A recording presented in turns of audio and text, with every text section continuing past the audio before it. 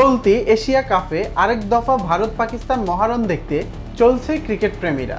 সংযুক্ত আরব আমিরাতকে 41 রানে হারিয়ে সুপার 4-এ জায়গা করে নিয়েছে পাকিস্তান। ফলে আসরে অন্তত আরও একবার মুখোমুখি হতে যাচ্ছে চিরপ্রতিদ্বন্দ্বী ভারত ও পাকিস্তান।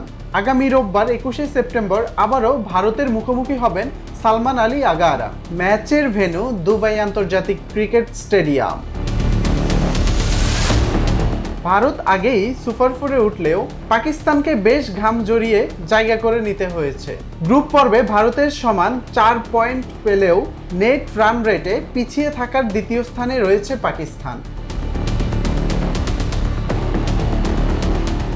গ্রুপ পর্বে গত রোববার ভারতের কাছে 7 উইকেটে পরাজিত হয়েছিল পাকিস্তান। সেই ম্যাচ ঘিরে বিতর্কও কম হয়নি।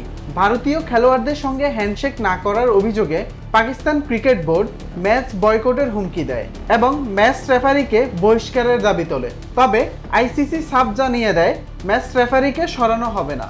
শেষ পর্যন্ত সমস্ত বিতর্ক পিছনে ফেলে পাকিস্তান ঠিকই মাঠে নামার সিদ্ধান্ত নিয়েছে। ভারত পাকিস্তান ম্যাচ মানেই উত্তেজনা, আবেগ আর ক্রিকেটীয় দৌরাত্ম্যের চূড়ান্ত প্রকাশ।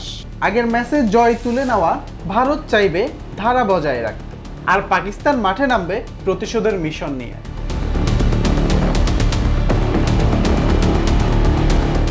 News desk, global voice 24।